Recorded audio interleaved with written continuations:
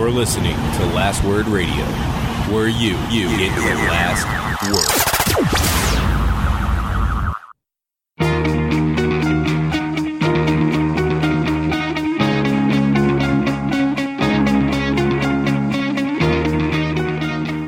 Welcome to the Fourth Line Podcast, part of the Alberta Podcast Network, powered by ATB. This is July the 30th, 2018, and with you today is myself, Carl, and the always wonderful Joel. Joel, welcome to the show. Well, thank you. Thank you for having me. First time, long time. You're welcome. How's it going? Pretty good. It's a good Monday, which is, I think that's really the most you could hope for out of a Monday. Because you're never going to get a great Monday. Yeah, like you're just like, if nothing terrible happens, that's a good quality Monday. And that's what I had. It was a good Monday. It was the best I could hope for. That's good. It's probably going better than the Texas Aquarium. What is happening at the Texas Aquarium? Did you hear about this? No. So somebody stole a shark today. No, that's impossible. You can't steal a shark. You actually haven't heard about this. I 100% have not heard about somebody stealing a shark. That's impossible. So how do you steal a shark? Three guys that come in, and they just pick it out, and they put it in they made it look like a baby somehow. It's like a tiny shark. I don't think so. I think it's like a big shark. They in the middle of the day they stole it. Yeah, the thing I want to get is why were they how did they get it to not bite them?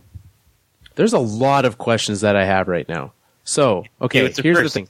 What's your first one? I've answered the first one. Okay. The shark was only 1.5 feet long. Okay, so it's a small shark. So it's a small shark, yeah. I was assuming like a hammerhead. Like these guys swaddled a hammerhead, threw it in a stroller, and walked out. And everyone's like, well, that's a baby. Obviously a baby. Okay, so a small shark. Okay, what's your next question? Like, what time of the day was this? When are they? Saturday afternoon. I guess it wasn't today. I've got the thing up, and it says it was on Saturday. They just stole the shark. And it didn't become news until today. Like, did they not? They didn't notice for 2 days that their shark was missing? I don't know. The one guy grabbed its tail, while the other two wrapped it in a wet blanket, not a dry blanket. That's smart. Yeah, that's kind to the shark. If you're going to steal a shark, at least treat it well, please. And they placed the shark baby in a stroller and took it out. And undetected. No one thought it was weird, like just three bros taking a baby to the zoo with a shark in it? So, and they don't know where the shark is, and they're assuming the shark is dead. Wow. This is... Because, it has to go back in salt water. Yeah, if you're not a shark enthusiast, you wouldn't know how to properly care for a shark. Or like a marine biologist. But if you're stealing a shark, you got to think that you, thought about this a little bit. And you're like, okay, I've got, a 10-foot aquarium in my house now. It's how big of an area do you need to house 1.5 feet long shark? Because I would think a bathtub is insufficient, wildly insufficient. I'm thinking you gotta go 4 by 10, 4 by 12 at least. Yeah, I would think 6. I think if you give it 4 times its width to turn around and do things, that's fine. Even if I look at my bed, it's 4 times as long. Yeah. It's not going to grow, though, because, don't, animals, grow to the size of the cage or, thing they're in? Some. Sharks must, obviously. This is, wow. So, the shark's gone. How did they catch, they just saw it on surveillance tape, or? I guess so. This is the question that I have for you. I'm going to open this up to zoos, not just aquariums. Any wildlife. If you could get away with it, what animal are you stealing from a zoo or aquarium?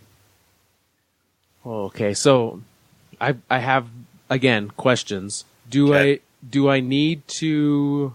Like, I assume I need to care for this animal. I need to make definitely. sure it lives. It's not like I just get it for the afternoon. No, this becomes your pet. Okay, because, like, I would love a panda bear. That's probably what I would default to. But... Those things are stinky. Right, like, I'm thinking, I have, like, a tiny apartment. You are aware of the size of what I'm living in here. Right. There's not a lot... That limits my choices. Because, like, for you, you've got a good-sized backyard. You could build an enclosure for said animal. You could disguise it as a shed and a dog run with a cover so that no one would know what you have in there, and you could get away with a red panda or a regular panda. But I couldn't. So I'm thinking I would have to go, like... No, that's a terrible idea. I don't know. I What's could a get terrible away. idea? Like, we can't just leave us hanging like that. I was gonna say a peacock, but I was like, there is no room for a peacock. I'm gonna go penguin. I think that if I turned my office, so this podcast studio stops being a podcast studio, it's adjacent to a bathroom, and I wall it off. I turn that door into a half door, and all of a sudden I've got a penguin. I think a bedroom, a closet, and a bathroom is enough space for a penguin to live in. See, I think I would have, if I were you, I would have gone like spider monkey. No. Yeah, because that you get right now, like for instance, for me, I was smart and I started the podcast and I left my beverage on the stairs. That's a mistake. But if I had a monkey, I could get him to go get it for me. Yeah, but I don't like... Okay, so you already have a child that will wake you up in the middle of the night. What I do not want is a spider monkey waking me up in the middle of the night. Oh, that thing's going to sleep all night long. No. Oh, yeah. No, Aren't monkeys nocturnal? No, that's like, those are bats, man. And like, I don't know. Raccoons and stuff. What would you have? I wouldn't go bird. I definitely wouldn't go bird. No, that's a terrible idea. Do not go bird. You went bird? Yeah, but not a flying bird. Yeah, I still wouldn't go any kind of bird. I would not go flying bird. I'm thinking I really want a rhino. I would love to have a rhino, yeah. I don't have space, obviously. Like, that would take up literally a third of my apartment. Yeah. I don't think I could either. Like, my yard's not big enough for a rhino. So... Yeah, but here's your caveat. You've got a farm that you could bring it to. I could take it to the farm. Yeah, I could have a rhino at the farm. And no one would know. No one would have any idea. Like, I guess I could bring it to the farm. You could take yours to the farm. Yeah. This opens up a whole new world. Well, now I'll have to ponder this as the show goes on. Can we I'd be interested to know if there's anyone out there that wants to let us know. We rarely ask like questions of listeners at the top of the show. So like you might still be listening. Although you might not be, because we are a hockey podcast and in late July. Hockey. What animal would you steal and keep? I'm gonna go. I would like a rhino. If I had to keep it at my house, I don't know what I would go. I think I'd go gorilla. Nice. That'd be awesome. Good. A good old silverback. Nah, he'd probably kill me. I was gonna say that sounds like a terrible idea. What's that little like rodent thing from the Lion King? A lemur? No, it's not a lemur. A meerkat. I want one of those things. Yeah, that could be good. Well, Joel, you mentioned we are a hockey podcast. We are also a member of the Alberta Podcast Network. If you head to atb.com/hockey, you can find out all of the places that ATB is working in the community. They have sponsored over 700 kids to play hockey and attend WHL clinics. They sponsor over 50 tournaments, over 100 teams and rink sponsorship, and have donated over $100,000 to Alberta hockey charities. ATB gets hockey. That's why they're big fans of this show. So if you head to atb.com/hockey, you can find out all the things. And while you're on their site, stick around. You can go to their personal section, business, investing. ATB does so much in the community for the banks. Head over there. You won't regret it. things happened in sports this week, Joel. Not just monkeys and sharks being stolen. There was actual hockey news. Let's start with something that to me, it was a fact that had already happened. Like, it was a thing that had already been decided. Jarome Iginla has officially retired from the NHL. And to me, it was a thing. I love Jarome. Like, being in Calgary, it was hard not to, actually, I started my fandom of him started when I didn't live in Calgary. I lived on the other side of the country. So moving here, I was like, Jerome's in the same city and everyone loved him. The first hockey jersey I had was a Jarome Iginla jersey, and it said, "All the best, Carl, Jarome." And I was sold. I like Jarome Iginla. I'm a big fan of that. I'm also a big fan of this. This might get edited out, but we're going to give it a try to see if you can hear this. Yeah.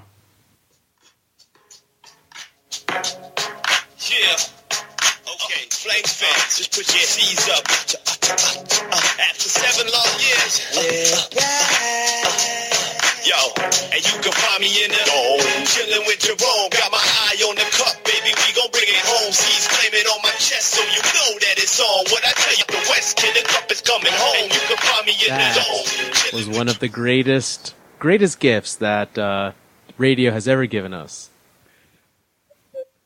If you are the person that, because of you, we have that in the world, like, it doesn't matter what else he can do. That's on your resume. What did you do? Yeah, I worked at a radio station. I also did this 50 Cent parody called In the Dome. It was kind of a hit for a playoff run. That was like the very interesting, because that was like peak Flames, obviously. That song came out when they made the finals against Tampa, like early, probably second round that probably came out?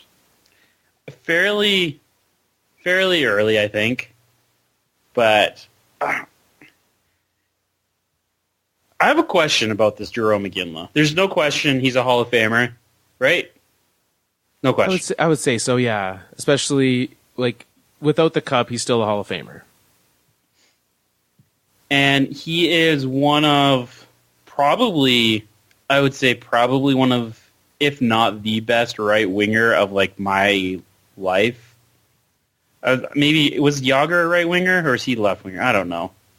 But, like, yeah, power forward, one of the best power forwards. I would say he was a different type than Jágr. Yeah, definitely one of the best power forwards. One of the weird things, though, is, like, I realize how either disconnected, like, media and fans are from NHL players' thoughts, or just how far we've come. So I was listening. I actually managed to listen to some of the press conference this morning and some of the players talking about him. And they had our good old friend Theo Fleury, and he was talking about his days with Jarome, which were, like, very brief. But he's like, you know, you love it when a guy can score 50 goals in 300 penalty minutes. And I was just like, that's not a good thing, is it? Like, or like, I forget that, like, players still think penalty minutes are good. Yeah, that is an interesting difference, and especially of a guy from, like, Theo's era, which is an older one, where you think, like, if a guy can score 50 goals and also throw down, that's the guy you want on your team, right? That's the guy, like, you want him to be out there, have your back. Side note, Jarome Iginla had a total of 98 penalty minutes his entire NHL. Oh, that was playoffs. Okay, never. I was like, well, he had 70 plus fights. Yeah. There's no way. So yeah, he had 1,000 in his entire career. So not never over 100. Fleury might have been exaggerating a little bit, but like, yeah. But it was this badge of honor, and I was like, oh, like, and I don't think it mattered that Iginla fought. Like, if you talk to any of his teammates, they will say it mattered. I also don't think that takes away anything from him. I still think he's a Hall of Famer. I still think like, he's one of the best players. I he's one of those guys that, like, he's a genuinely good guy. I wish he had a cup. Like, I kind of wish he had won the Stanley Cup. I'm not Colorado the last couple of years. That would have been nice. Yeah, it would have been better than with the Flames. Like, I'm sad he didn't win a cup, but I'm also not sad that the Flames didn't get a cup. Yeah, I'm all right with that too. So here, I want to have, like, I don't understand what people think of Jarome Iginla outside of Calgary, though. Because, like, I'm not a Flames fan, but I know who Jarome Iginla is. Yeah. And I know what he means to Calgary and what he meant to the sport of hockey in Calgary. But how much outside of Calgary did he mean to the sport? I don't think that much. Like, he was... Because if you think about, like, outside of Calgary, what did he do for the sport? I think he was good. Like, but it didn't break any sort of, like, huge, like, world-changing things, right? Like, I think the fact that he was, in a time when before, like, there was, he is obviously the first superstar player of color in the NHL, which is a huge thing, right? So, but, like, I don't know, do you think that had, like, what do you think the impact of that is down the road? I don't know. I don't know if it, like, you just never, with some players, like I think of, like, it comes up every now, like, with Wayne Simmons or PK Subban, and you hear that conversation a little bit about, like, their experiences with fans, but you never really heard about that with Iginla. Like, I never really think about that being, like, you never really hear about, he never talked about it really for the most part. I'm trying to think of a time that he talked about that, and I can't think of it. I think, like, if you, going back to, the only times that I can remember it is when, like, talking about his family, right?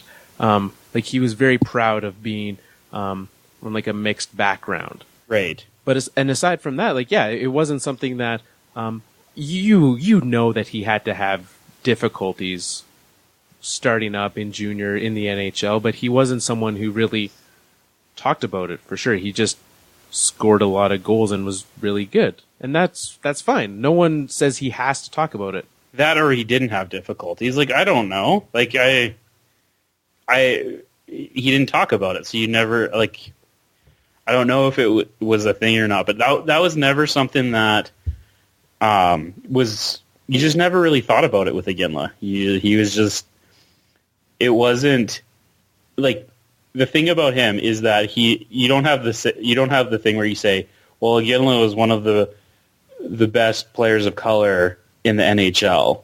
Like, Iginla was just one of the best players in the NHL.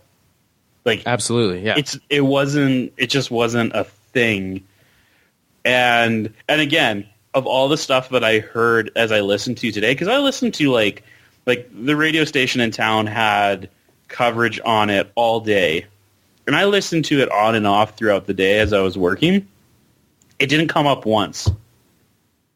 Like, no one else brought it up. And so, yeah. And I was like, and that was Jarome Iginla.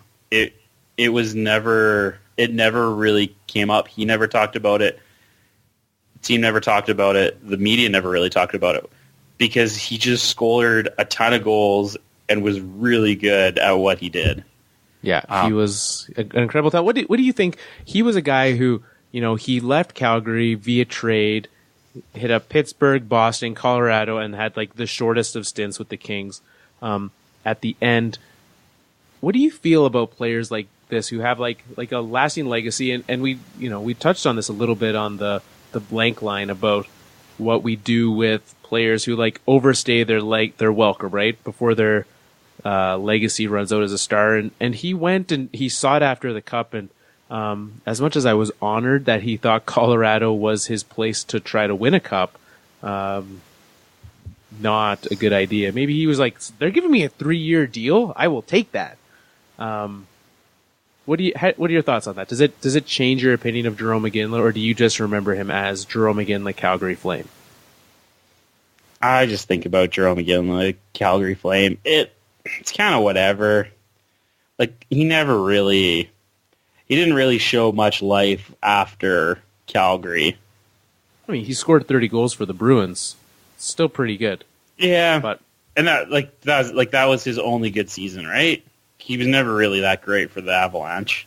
Yeah, I mean, his first year there was still pretty good, but by the end of it, it was like we literally paid him to leave. But he wasn't Jarome Iginla.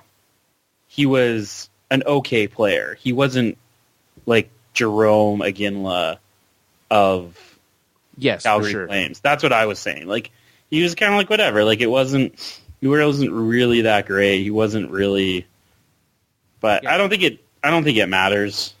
So yeah, Jarome Iginla, congrats on a great career. Always weird to me when a guy's like an old player's gone for an extended period of time, like a year, and then comes out. He's like, "Oh, I'm retiring." Yeah, Jarome, we know. We all knew you'd retired. Some other news that came out this week: Washington Capitals. They are a team that won the Stanley Cup, and so they had some players that they needed to re-sign, and they went out and they had restricted free agent Tom Wilson needed to get a deal, and he netted a 6-year, $5.17 million contract. 6 years, $31 million for the whole deal. Tom Wilson. What have you done to the Washington Capitals to make them think this is a good idea? This is bad. It's real bad. It is the worst contract in the NHL. No. Yeah. No. That is not even close to true. It's 100% true.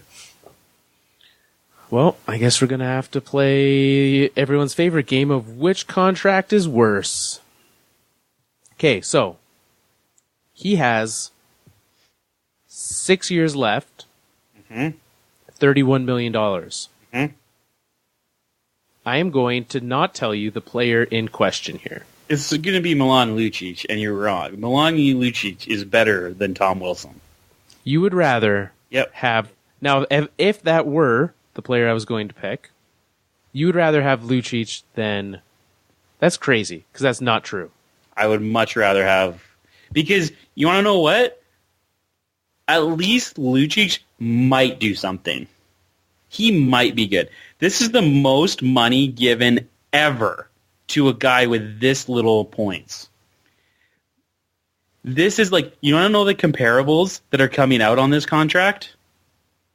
I do. David Clarkson. Not a good deal. Not a good deal. David Boland. Also not a good deal. Like, those are the comparables. Okay, here's my blind player. Player A. And I know you've already looked at Tom Wilson's numbers, so you probably know which ones I'm talking about. Player A. Last year. 35 points, 14 goals. Mm-hmm. Okay, so that's Tom. I realize that not telling you which one's Tom Wilson's impossible. So that's Tom Wilson last year. 14 goals, 35 points, 6 years, $30 million left. Mm-hmm. Player B, 5 years left, $30 million remaining. Mm-hmm. Last year, 10 goals, 23 assists. Now, in case you're wondering and saying, well, this clearly must be an anomaly, the previous year, player B had 11 goals, 24 points.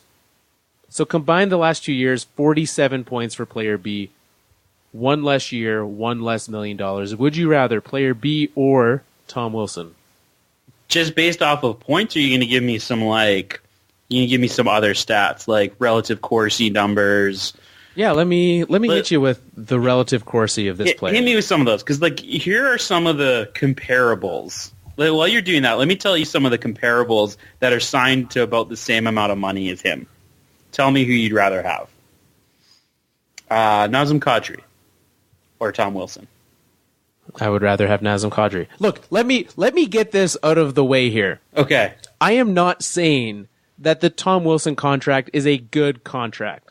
What I am saying is that it is not the worst contract in the NHL. So I'm literally saying, like, there's probably, like, 5 players with a worse contract. But continue. Yes, I would obviously rather Kadri than Tom Wilson. Okay. I just want to point out how bad... Okay, and I will let you. Okay, all right, would you... Here's an interesting one.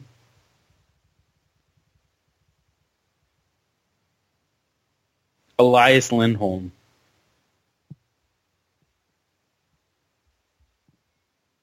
So he's got... His is 6 by 4.85. He's 23. Tom Wilson. Wrong. Not even close. You take those caps-colored glasses off. Are you kidding me? You're kidding me, right? Tom Wilson has 35 points. Yeah. I am aware. I actually was the one who told you that fact. He's so bad. He is so bad. I would rather Shea Weber's contract than Tom Wilson. So let me give you, as you asked for, some relative Corsi. Mm-hmm. Last year, Tom Wilson, 3.1. Elias Lindholm, minus 1.7. Yeah, but like we are talking about this is the problem with this whole conversation is Tom Wilson played the most protected minutes ever. He played on the Stanley Cup champions. This is why he's making so much money. That's crazy. That's what the relative statistic takes out. It takes out the fact that you've been playing with Alexander Ovechkin. I don't know, but like it doesn't take out protected numbers though. So if you're playing only offensive, correct? It does not take that out. That's what I'm talking about. It's hard to. You can't take out that from a really good team. Like you're just compared a really good team versus a really bad team. Okay, difficult. Would you like to know Tom Wilson? 59% offensive zone starts. Elias Lindholm, a slight difference, 57. Yeah, there you go. So it's essentially the same. Here's the player B in question here. Yeah. So Tom Wilson, 3.1 relative Corsi last year. Player B, a 2.9. With the offensive zone start, 47%. I'm going to take player B. You, sir, have just traded Tom Wilson for Louis Eriksson. Yeah, I'm okay with that. Because Louis Eriksson has done it. Louis Eriksson has done it. He can score goals. He can play. He's not playing well right now, but he might. Tom Wilson has never been good. Well, I can't believe that I'm defending Tom Wilson against Louis Eriksson, but this is the hole that I've built myself here. You have. I would rather Tom Wilson over Louis Eriksson. I would rather because here's the thing, because it's not just that you have Tom Wilson versus Louis Eriksson. You have Tom Wilson 9 years younger. So when that deal, I do not want 37-year-old Louis Eriksson paying him $6 million a year. I would much rather have 28-year-old Tom Wilson paying him $5 million a year. And it's not close.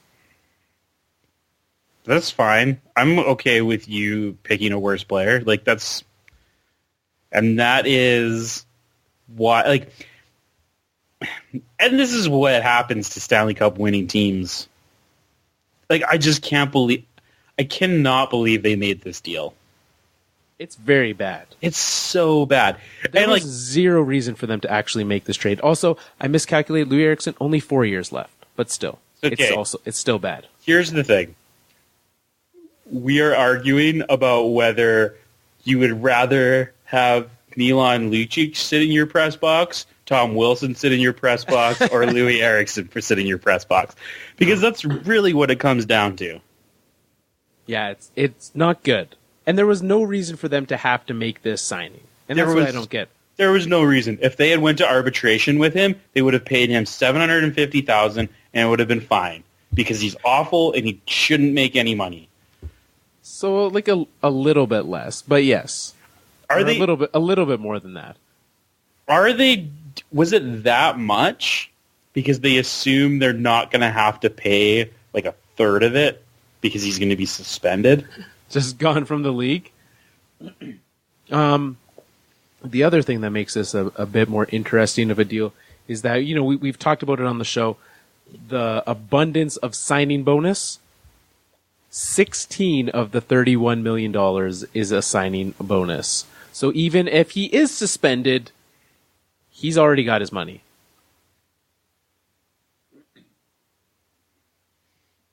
Good job, Barry Trotz. You got out what you could.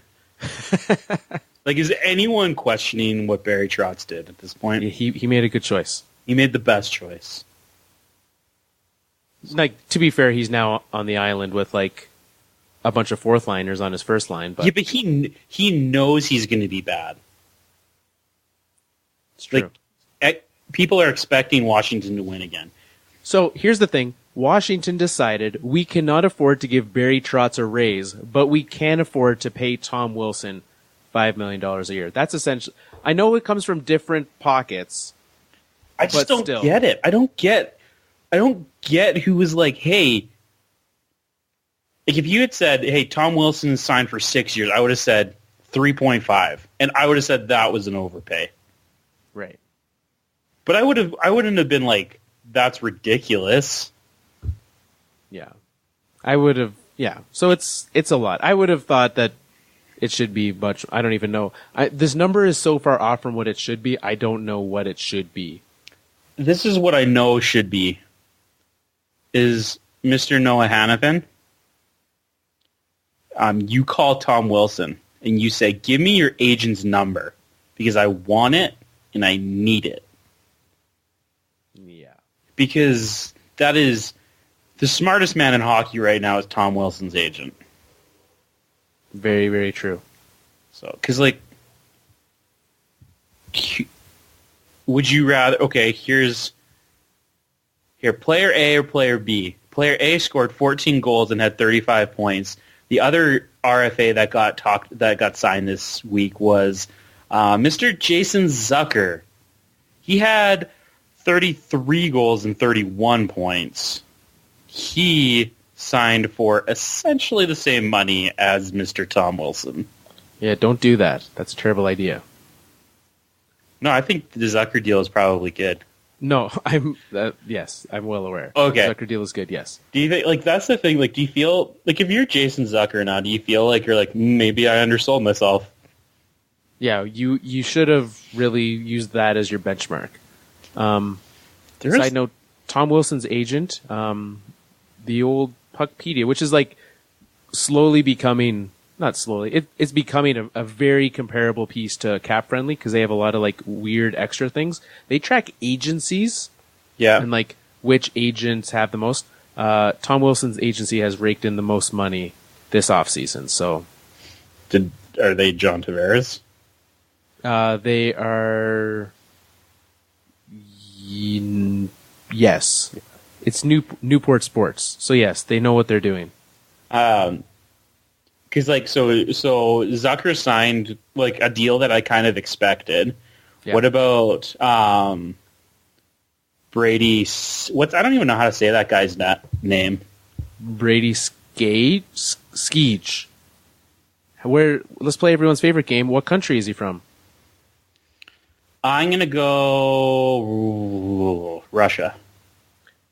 He is American. Interesting. Yeah, I'm fine with his deal. He got 6 years. Very similar deal to Tom Wilson. I would also rather him over Tom Wilson. Oh, yeah. No, I was trying to move away. I thought we were talking about Zucker and Skjei now. Okay, the Zucker Skjei, yeah. Because those were the biggest deals of the week, right? And I'm fine with either of those. The Skjei deal, the Zucker deal, yeah, they're good. They both, as you said, Zucker's put up points. He's on a team that, Minnesota has to keep players going because they've got some aging, not as good players. So, yeah, I'm very, very okay with both of those deals. And the Rangers need someone to play. They have cap space for days and they make a lot of money. So, both those deals are quite good. Yeah. Jason Zucker's quietly a really good player. Yeah. I don't know. He's just kind of scores a lot of goals. Yeah, he's a good little guy there. The fact that he didn't win a Stanley Cup really hurt him in his negotiations. Apparently. So what do you think about the Wild? I'm glad with where they are as a fan of a team in their division. Like they're one of those teams to me that seems like they are like they just are what they are. There's no real like continued push, and they're only getting worse. Yeah, I don't know if they're getting worse. I think they're just kind of always just there. They're always just a thing. Yeah, I 100% agree. Like the fact that they got, they went from, fairly good goaltending for quite some time with Nick Backstrom, and then now they've got Devan Dubnyk between the pipes. So that's done well for them. The fact that they've managed to go from goalie to goalie, but like, just not a lot of guys. Like the core of this team are 30 plus, and that's not good. Yeah, like the Parise and the Suter thing's gonna hurt them. Like, but it's weird. Like they make deals that I always think about. Like, man, that's not going to be good, and then it turns out pretty good. Like Dubnyk did not think that was going to be good. Eric Stahl did not think that was going to be good. But like then now they've got themselves a top number one and a leading scorer. Yeah, so like I don't know. There's just a weird team, and they have a weird name. I don't like their name. The Wild. I like their logo though. But it's not the Wild. It's just Wild. It's like, what do you think about Wild? Can't say the. It's true. Minnesota Wild. Yeah, it's not Minnesota the Wild. And their logo is the Wilderness. So why didn't they go with the Minnesota Wilderness? That's a much better name. It's true. Minnesota, we have an idea. Yeah. Do you want to do some hot seat? I mean, do I have to? I mean, we could skip it. The outpouring of support that this team got on Twitter might be disappointed if we just skip it. With a whopping... I'm okay. 52% up against the Edmonton Oilers, Florida Panthers, and Dallas Stars. This week's winner is the Detroit Red Wings. Well, that's disappointing. It's sad. I don't really know what to talk about this team. So what we normally do in this segment is we talk about like how like where this team's at, how we feel about them, and I feel like the Red Wings get a fair amount of play on this show. I feel like we just talked about them quite recently. Would you agree? Yeah, we talk about them a lot because it's just like it's funny. It's fun to talk about them. Like, and didn't we like? I feel like we had like maybe not a long talk, but like a somewhat lengthy talk about Johan Franzen recently. Maybe the old mule. I'm pretty sure I like that guy. I like that guy. I'm always a little sad that he just never was able to turn his health around. Okay, here's the question. Okay, because I also have a game ready for us to play with this team. Because as we said, we our friend Nick from Wings Nation, he's frequently on the show. We talk a fair amount of Wings. Joel has a question. Then we're going to play a Detroit Red Wings game. Okay. Well, I have two questions then. Okay. First of all, the most important question is how do you say Martin Frick? How do you say that? F-R-K. I always say Furk. Furk? Yeah. Yeah, it's Furk. Okay. Where's that guy from? I cheat. I had his Wikipedia page open. I'm going to go with Sweden. He is Czech. Next question. How many years until this team is like a playoff team again?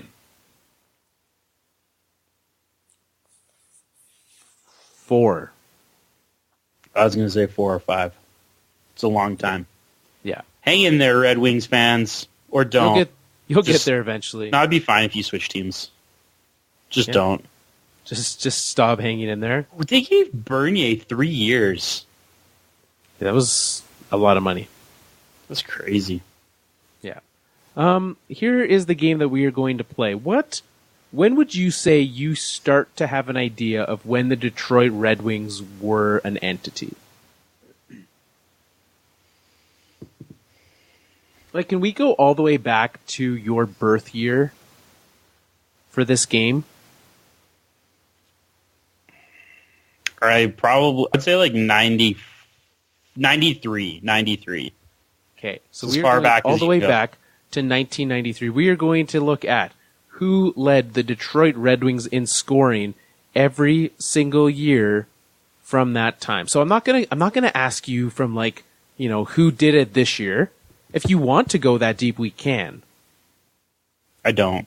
Okay, so we're gonna go all the way from that to 2010, because really since 2010, it's like Datsuk and Zetterberg. Okay, so I was like, okay. So here we go. Do I get like a roster? Am I allowed to pull up the roster list or no? I'm going to tell you this. Let me do a quick 1, 2, 3, 4, 5. There's only 5 players On this list? On this list, all the way back to 93. Side note, if we had gone all the way back to your birth year, it still would have only been 5, so I didn't need to ask the question to begin with. So the person who won it in 93 won it the 4 years before that or whatever. Well, someone from 87 to 93 had also won it the other years, yes. So who do you think is the leading point getter for the Detroit Red Wings through this era? I will tell you, as you guess them, the closest they came or who they are. There's one that will stump you. I am almost certain of it. Okay. So am I going like the leading point getter of that era or of that year? So let's that year. So let's start with 93. Who do you think? 93, 94 or 92, 93? 92. If you yeah, we won't do rosters. There's only 5 players that you can pick from. If you can't get 4 of them, I'll be disappointed. Fedorov. It was not. Fedorov was 3rd that year. Yzerman. There you go. Steve Yzerman. Okay. Steve Yzerman won it every year from 1986-87 to 92-93. Okay. Next up, 93-94. Fedorov. Boom. 94-95. This is where I don't think you get this one. Interesting. I think I do get this one. All right. I don't know I don't think I know these teams as well as you think I do. We're 93-94, you said? So it's like This is 94-95. That's not the same. So is this a lockout year? Who won the cup that year? 94-95 cup. Let's just look up the whole year. Okay, I think the Devils won that year. Okay. I think that was...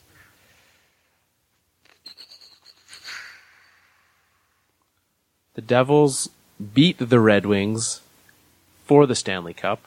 Was there... They only played 48 games. I was going to say, I was like, was this a lockout year? Yeah, it was a lockout year. The Detroit Red Wings had a record of 33-11-4. So, I don't know.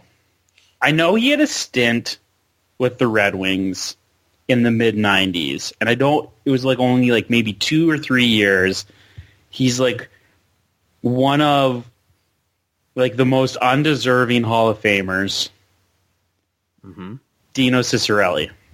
Dino Ciccarelli was 3rd in scoring for that Detroit Red Wings team. Igor Larionov. He was not on that list that I have. Keith Primo on that team? He was also... The Keith Primo clocked in at 4th that season. Well, I'm just like coming all around here, but it's not Fedorov or Yzerman. I don't know. I'll give you a hint. It is a defenseman. Oh, it's too early for Lindstrom. Nicholas Lidstrom was 1, 2, 3, 4, 5, 6, 7, 8th on that list with 26 points in 43 games. Konstantin?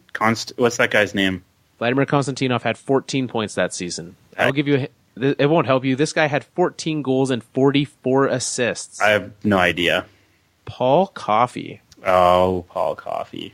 That guy played on every team. He did, yeah. So there you go. Now we're back to some that you would know. 95, 96. Fedorov, exactly. 96, 97. Shanahan. There you go. Oh, Next. Really? Yeah. Oh, nice. Whatever it isn't Paul Coffey, you're doing pretty well for yourself. I'll be curious if you get the era change correct. That's 4. You've gotten 4 of them right. Yzerman the first time took 2 tries. Right, but that's 4 of the ones that you think. So that's the 5 until 1, 2, 3, 4. You've listed 4. No, but I'm saying that's the 5 that you said won it between up to 2010. No, there's a 5th one. You've only said 4. You said Yzerman, Fedorov, Coffey, and Shanahan. Right. There's one other. Okay. Next up, Fedorov. No, that was a bad year for him. I don't know what he was doing in 97, 98, but he was not on that list. Probably hurt. Was it Yzerman again? It was. Next up, Brett Hull. Brett Hull is not the 5th player on this list. No! I'm so sad. I love Brett Hull. Also, this list that I have for one of the seasons lists him as Bet Hull. Oh. Not accurate. Is that back to Fedorov? It is Yzerman still. Oh, Yzerman. Well, then we're going to what year's next? 99, 2000. I think Fedorov's off the team at this point. He is not. He's still on the team? Yeah. I don't know. Fedorov. I'm going to keep going Fedorov until I get it. It's Yzerman. Shout out to Pat Verbeek coming in 5th. Okay, there you go. 2000, 2001. So this is the 5th guy. Is it? You said we were only going to 2000. I said 2010. Oh, we're going to 2010? Yeah, we can stop at any point. Okay, I have Shanahan. It is Shanny. Yeah. Shanny had some very, very good ones with this Detroit Red Wings team. He's a good player. Next up, Yzerman. No. Fedorov. No. Yzerman is done Shanahan. at this point in time. It is Shanny. Shanny. Next up, probably Shanny again. No, it's your boy. Fedorov? Sergei Fedorov. That guy was so good. I like Sergei Fedorov. Yes. Played for the Blue Jackets, the Ducks. Quite the Jarome Iginla to the end of his career. Yeah, he did. I don't know who this 5th guy is. It's probably probably Lindstrom. This is 2003, 2004. Who led? Lindstrom. It is not Lindstrom. It is where the change happens. So that's probably Datsyuk then. It is. Pavel Datsyuk then leads the Red Wings in scoring for the next 10 years. 6+ seasons. And there you go. That is Joel tries to remember the Detroit Red Wings from the 90s. You did a very good job. Oh, thank you. The fact that I told you that it was there was only 4 guys to pick from, essentially, 4 or 5, and that. But I would have chosen from those 4 or 5 guys anyways. Exactly. Yeah. So it limited so that you didn't have to think especially by the end, you're like, well, it's not going to be Zetterberg at all. He essentially always finished second to Datsyuk, which is. I don't know how. That's about as good a Detroit Red Wing talks as we can give. I don't know if we could have given anything better than that, other than, hey, see you in 5 years. Yeah, see you in a few. Peace out. Yeah, so that is the team. So the way that we're doing this, if you head to Twitter, as soon as the show is posted, we will put up a poll which says, who do you think... Also, shout out to Red Wings fans. They really made a push. Did they? To get the Red Wings... Yeah, they really wanted this team on the show. That we didn't really talk about them.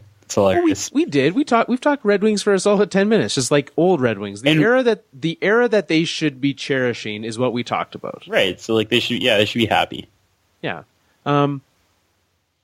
So shout out to Red Wings fans for that.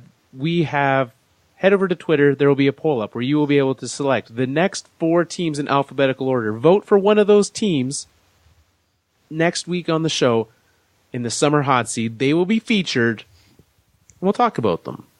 So, here are the next 4 teams on the docket, Joel. Okay. And there are not 4 more teams that I could care less about than this collection of 4. That's funny. The Los Angeles Kings. Yeah. The Minnesota Wild. The Montreal Canadiens. And the Nashville Predators. Can we just like not like I feel like we can't talk about the Minnesota Wild again. Take them off. Like we literally talked about as much as I possibly could about that team. We'll leave them in, and then if they get selected, we'll figure out what we're gonna do. We'll do something different. Maybe we'll do the second team or something. I don't know. We'll talk about them for a little bit, and then maybe another team. Because I literally talked about as much as possible as I could. So there you go. Head over to the Twitter at Fourth Line Podcast and figure out who you want to listen to. Us talk about next week. Yeah, that's pretty much it for hockey, right? That's pretty much it for hockey. We've got a baseball trade deadline happening tomorrow. Are you interested in that? You excited about the trades?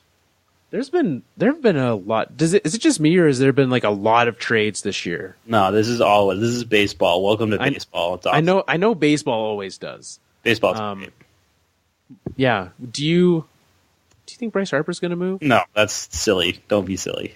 Don't be silly, okay. Carl. I didn't say that he was. Just the media can't stop talking about it. And I was like, I feel this is ridiculous that we're even having this conversation. They're gonna sign him for $400 million, and it's gonna be crazy. You think he stays? Oh, for sure. Where's he gonna go? Who's gonna give him $400 million? The Yankees? No, they don't. They have like 12 outfielders. Have you not noticed? I have. Yeah, they don't need him. Okay, well, then that would be the most like ridiculous outfield. Aaron Judge, Giancarlo Stanton, Bryce Harper. That's crazy. Yeah, and then you shove one of them just DHs. You've now made a DH. Aaron Hicks in center field. Yeah, that sounds all right to me. That's crazy. So that's happening. There's a big basketball trade went down. Literally, we didn't talk about that on last week because that happened before last week's show. I was so sad about it. You're a fan of the DeMar? I think everyone's a fan of DeMar DeRozan. So every person who's a Toronto Raptors fan, which is like most of Canada, because that's all we have. So I follow basketball fairly closely.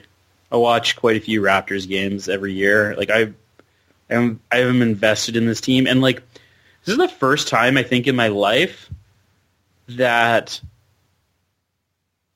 my favorite player on my favorite team has been traded. Yeah, I would agree. I'm trying to think of my favorite player on my favorite team getting traded, and I don't think it's happened. I get it. Kawhi Leonard is probably if he's healthy and wants to play, he's a top 3 talent in the NBA. Yeah, you couldn't not make this trade. I get why they did it, but man, it's just sad. I legitimately don't know how to feel about it. I just feel numb about the Toronto Raptors right now. It's such a weird. It's so weird. I've had favorite players leave over free agency. I've had them get old and it's time to move on. And it's just not the same. But to have a guy in his prime just be gone. Well, and I feel what makes it more difficult for Raptors fans is that we sat here and we were okay, we need to find a way to get past LeBron. We can't get past LeBron. And sure, the Celtics, again, when healthy, they're a better team than the Raptors. But this year, LeBron was the only thing standing in their way, and they could not beat him. Yeah. But now he's gone, and you're this is our time to shine. We can do it now. LeBron is out west. We just have to get past the Celtics, and if they fall apart due to health again, then we become the favorites. Yeah. And this trade doesn't make them not favorites. Again, if Leonard's healthy, they should be. They're better. Right. With Leonard. And so I'm just thinking just from like an emotional standpoint. I'm talking about my emotions right now, Carl. No, I get it. Not from the logical trade perspective and like wins and. But I think like the logical side of it is the fact that you think like we're in a better situation. You don't need to do anything crazy to shake this team up, right? LeBron leaving made this team have a better chance. Yeah. And then they went out and were like, we're going to take a chance on something. Ugh. Yeah, I like it's weird because I'm happy they did it. This team did need a shake up, I think. I was just wishing it was Kyle. Like they Demar. They kind of fired the coach. Is that not enough of a shake up? I don't think so. I don't think they were good enough. Like I just think the NBA is so weird. It's like Kyle, let's just lose to Golden State again. It's great. Like that's basically what you're playing for. Everyone's playing to lose to Golden State. No one's playing to win. It's just everyone's playing for second. Yeah. So enjoy that, Tiny, your stupid championships. Yeah. I don't know. It's just weird. It was like what if the Avalanche decided to trade McKinnon? I would not be happy. To be fair, they did so at the time when he was pre-McKinnon. Matt Duchene was my favorite player. Right. And then he stopped being my favorite player before he got traded. So that was the closest I've come to that situation happening. Yeah. I haven't decided who my favorite player is yet on the Leafs. I'm aware that you are having this conundrum of what name to put on jerseys. Yeah, this is why I haven't got them yet. Yeah. Like you need 2 jerseys. Yeah. I think the problem is I'm waiting for like once the Matthews extensions drops, I'll feel much more safe about the Matthews Tavares. I think that's where I go. But like until it happens. Yeah, but there's no way he's not staying. You think it's locked in that he's going to sign the 8-year deal?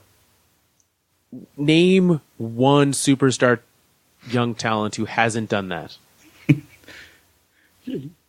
Because you added young, I can't say John Tavares. But because Tavares signed his until unrestricted free agency, and it was a very different era. But he signed the giant deal. But he didn't sign the 8-year that took him past. The 8-year takes you past when you become a UFA. Right. So John Tavares signed maybe 6-year. He maybe signed. It might have been 1 year past his UFA. It wasn't very much though, because he's still only 27. Yeah. So that's when 27 is the age that you become a UFA if you if you started to develop later as a prospect. That's the latest you can become a UFA. Most guys become earlier. I don't know who's